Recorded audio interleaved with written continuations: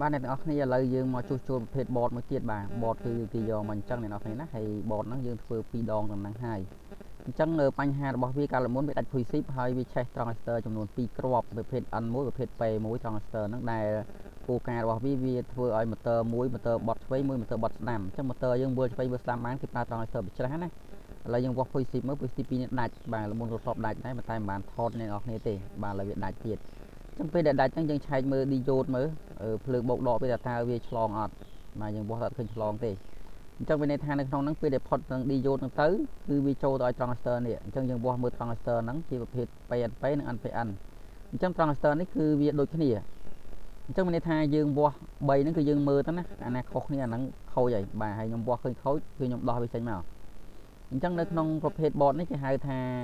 ประพอดเอาบอลออโต้สเตเบลไลเซอร์เนี่ยที่ได้ยังปลาเพลิงโจปีประพบระบายยืมม้าปีเพลิงรอดม้าคือใบโดยปลายสปอร์โจใบฟ้าโจม้าให้ต่อมาบอลนั่งชิ้นเนี่ยกายต่ำเลยบีเจนนั่งคือปีโดยมาเพย์นั่งใบโดยปลายใบฟ้าไม่ในทางเพลิงนั่งโจม้าเป็นเลือกใบโดยปลายโกบีเจนtớiคือใบโดยปลายnàyจังไม่ในทางวีคือชิ้นเนี่ยแรงคือเนี่ยกายต่ำเลยเพลิงตัวใบเพลิงโจตรบุญโดยบอลก็บีเจนใบโดยปลายโจบุญโดยหาสปอร์ก็ชิ้นบุญโดยชิ้นใบโดยปลายnàyจังยังดอนเมื่อเลือตอนสเตอร์ระบอบวิคือปีนี้โคตรนะคือโคตรจังปีคือโคตรแต่กูเดมลองคือโคตรมาฟ้าเนอะเห็นนะจังในขนมนั่งยมสลอดโดมาฟ้าhàngเลือห้อยเนอะhàngกราวนี่คือวิโคตรมาฟ้าเทียนจังมูลหายระบอบวิคือดัดพุยซีวิโคตรจังยังtừรมูลหายได้วิโคตรนะจังเลยยมโดเครื่องนังสันยมนังปะหายเนอะเฮียตาตาวิโคตรจะซาไว้จังยมใหญ่บิสเตเบลไลเซอร์ติงกันเห็นนะสเตเบลไลเซอร์ให้ในขนมนี้ยมวัวนี่เนาะเนี่ยเมื่อตั้งแต่เบียร์วัวตรองสเตอร์อันไปอันนึงไปอันไปนั่นคือยังอาจมือตามนั่งวัวชื่อนาเบเซยังก็ให้ยังดัดตามเลขมาจังยังอัดเมียนตรองสเตอร์เลขนั่งคือยังปลาเลขเซ็งบ้านnàyโดยซาแต่ยังตั้งท่าชีประเภทนะให้กำลังเวียปันนะเวียรถมันปันนะคือยังปลานั่งไปจังในขนมบอลนี่จะให้ท่าประเภทบอลสเตเบลไลเซอร์ได้เพลิงเวียโจใบฟ้าบาคือเจนมีตรองโฟมอเตอร์ได้ยังพลอมไม่ได้ในที่นี้ยมปะหานั่งเจนมีตรองโฟมอเตอร์มักใบใบปลายตัวบุญโดยบอลนั้นจังเป็นเด็กเพลิงโจมันก็จะโจสเตเบลไลเซอร์มุ้ยเช่นมีสเตเบลไลเซอร์เพื่อบ้านจะเอาตัวปลาปลาในแบบพบน้ำมุ้ยจังก็ทอทายยังปลาปลาจมูกหนึ่งตัวสับในปลาปลาจมูกหนึ่งบัดชุมือจมูกมันแย่หรือก็ตัวหรือก็ปลาจมูกอัมพลิฟายเออร์ไอ้ปลาจมูกเครื่องไอ้ได้ซีพีเลยมาไพ่นั่นคือยังตัวการสเตเบลไลเซอร์มุ้ยดำใบตุบหลุมนังเพลิงจังเป็นในทาเพลิงนั้นvì dòng cầm nọt ở bên trên đạp pi rồi mà phay được bay đây phay tê trong motor na pha bay đây phay ở bên trên là bay đây phay tới cái đường na pha pi đây phay trên là pi đây phay tới trongเพลิงโจคือควอลthìควอลทายวิโจแรงปันนาthì ប៉ុន្តែនៅក្នុងគ្រឿងអេឡិចត្រូនិកហ្នឹងគឺវាអាចរែងបានឧទាហរណ៍ថាវាកំណត់ពីម៉ាន180 វ៉ុលទៅដល់500 វ៉ុលអញ្ចឹងភ្លើងនឹងរែងតាម180ទៅដល់105នេះដល់500ទេពេលលើ500គឺគ្រឿងនឹងឆេះណាអ្នកអាចចាំហ្នឹងទៅអញ្ចឹងមូលហេតុដែលវាឆេះហ្នឹងគឺភ្លើងវាបុកណាយើងអាចដឹងអញ្ចឹងណាឃើញទេនេះថាភ្លើងវាបុកបានវាឆេះអញ្ចឹងយើងអាហ្នឹងគឺបញ្ហាវារែងអញ្ចឹងអ្នកនរឃើញណាអញ្ចឹងនៅក្នុង stabilizer នេះយើងធ្វើពីរដងហេតុអីវាឆេះដល់មូលហេតុវាតើយើងមានវិធីអ្វីខ្លះដើម្បីកែតម្រូវវាតទៅពីយើងដូរនឹងហើយអញ្ចឹងបើសិនបើសម្រាប់អតិថិជនពេលដែលយើងដូរជាលើកទី2ហើយយើងរីកមិនប្រាប់គេគឺមានវិធីក្នុងការកែតម្រូវកុំឲ្យបត់នឹងឆេះបានអត់ថាបានតើមានវិធីអ្វីខ្លះអញ្ចឹងចាំវិធីខ្ញុំនឹងបង្ហាញអ្នកនរគ្នាថាតើមានវិធីប្រមាណខ្លះដើម្បីអាចកែតម្រូវហើយនឹងចេះវិធីណាគឺយើងអាចកែវិធីហ្នឹងមកអញ្ចឹងខ្ញុំនិយាយឲ្យចប់ពី stabilizer សិនអញ្ចឹងនៅក្នុង board electronic ខ្លះគេធ្វើ board វា design ចេញមកហ្នឹងគឺ design មួយ board ឧទាហរណ៍ថា stabilizer ចូល3 pha គេមាន3 board ហើយនៅក្នុង3 board ហ្នឹងគឺអាច adjust បានទៀតមានន័យថាយើងចង់ឲ្យភ្លើងហ្នឹងចេញ220 230ក៏បានដែរយើងអាចសេរីគេមាន variable ឲ្យយើងសេរីណានៅលើ board electronic ហ្នឹងសេរីឲ្យភ្លើងហ្នឹងចេញទៅឲ្យវាលើសបន្តិចហេតុអីបានឲ្យលើសនៅពេលដែលយើងរត់ពី stabilizer ទៅចម្ងាយប្រហែល50 ម៉ែត្រភ្លើងនឹងធ្លាក់ចុះដល់ប្រភពយើងប្រើណាពេលប្រភពយើងទាញទៀតភ្លើងនឹងធ្លាក់ក្រោម220អញ្ចឹងគេកែតម្រូវថ្មីគេទៅវាស់ខាងចុង stabilizer ដែលព្រីយើងដោតហ្នឹងប្រហែលវ៉ុលតោះមកគេសេរីពេលដែលសេរីប៉ុណ្ណឹងឲ្យត្រូវបណ្ដល់នោះ230គត់អញ្ចឹងឧទាហរណ៍ថានៅនេះ230ទៅនោះ220អញ្ចឹងនៅការរត់តង់ចុងការដឹកជញ្ជូនវាអាចធ្លាក់អញ្ចឹងនៅពេលដែលធ្លាក់ហើយគឺយើងអាចកែតម្រូវវាបានហើយបាទអាចកែតម្រូវថាអូភ្លើងប៉ុណ្ណេះគឺគ្រប់នៅពេលភ្លើងបុកយើងអត់ខ្វល់ទេបុកប៉ុណ្ណាក៏បានដែរព្រោះភ្លើងយើងរែងចាប់ពីឧទាហរណ៍ថា180ទៅដល់500វ៉ុលអញ្ចឹងភ្លើងលើស500វ៉ុលបានធ្វើគ្រឿងយើងឆេះអញ្ចឹងទៅចំណែកឧបករណ៍គ្រឿងអេឡិចត្រូនិកខ្លះដូចជា board នេះអញ្ចឹងរែងវាទាបឧទាហរណ៍ថាភ្លើងបុកដល់450 460វាឆេះ board ឃើញទេវាឆេះបុកមកឆេះត្រង់ចេះគ្រឿងហ្មងអញ្ចឹងសួរថាតើយើងមានវិធីអ្វីដើម្បីការពារ board stabilizer នេះហើយនៅក្នុង board stabilizer ហ្នឹងគឺវាប្រើ3 pha គឺនៅតែមួយយើងមើលដៃជាក់វាទៅណា ដែលជាក់មួយ motor មួយដែលជាក់មួយ motor មួយជាក់មួយ motor មួយដើម្បីរែងភ្លើងនឹងឲ្យចេញមកភ្លើង380គ្រប់អញ្ចឹងយើងបំបែកទៅ220ប្រើមកអញ្ចឹងភ្លើងយើងចេញតែ220ថេចូលប្រហែលវ៉ាត់ខ្វល់ទេអញ្ចឹងដល់ពេលវាឆេះងាកឆេះអញ្ចឹងយើងដឹងថាភ្លើងបុកខ្លាំងពេកអញ្ចឹងមានន័យថាភ្លើងដែលគេទាញពីត្រង់ស្ពូមកវាលំអៀងខ្លាំងពេកវាធ្វើឲ្យឆេះអញ្ចឹងយើងត្រូវមានឧបករណ៍មួយទៀតសម្រាប់ទប់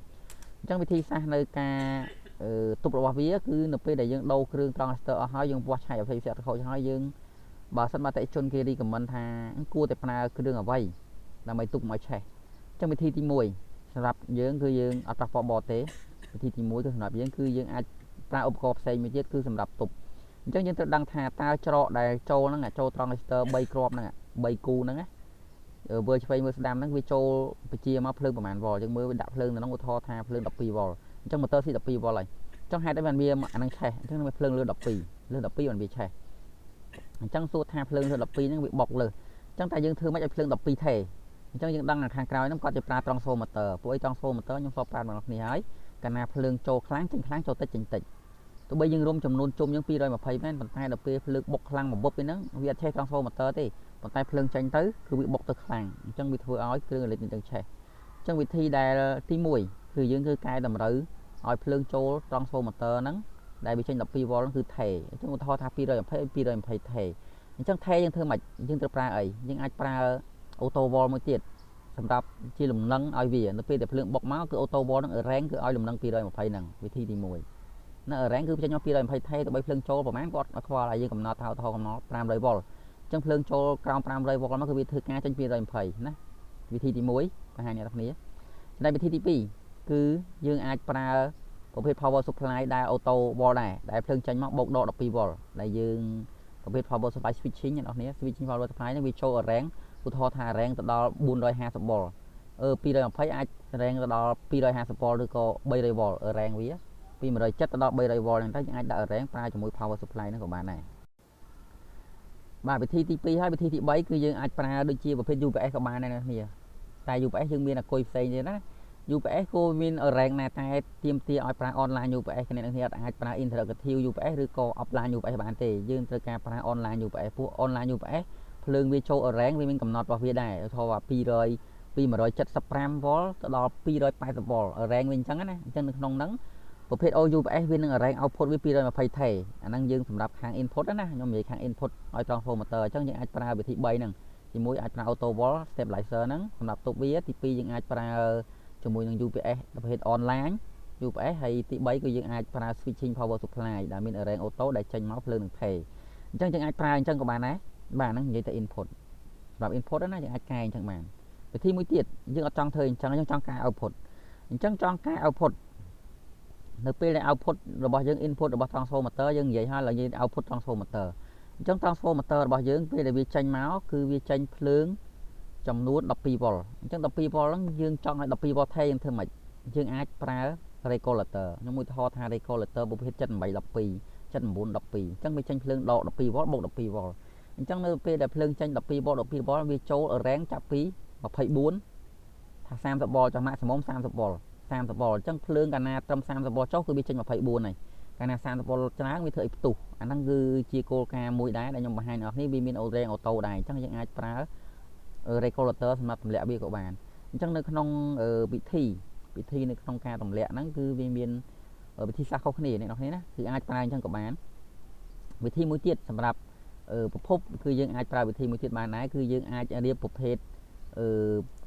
កុងតាក់ on off ដែលខ្ញុំបង្ហាញនៅក្នុងវីដេអូមុនគឺយើងចុចមួយទៅ start ចុចមួយទៅលុតអញ្ចឹងនៅពេលដែលយើងចុចមួយទៅ start វា start ធ្វើការពេលដែលវាដាច់ភ្លើងគឺវាអត់បុកមកទេភ្លើងបុកមកក៏វាអត់តន់ធ្វើការដែរដោយសារអី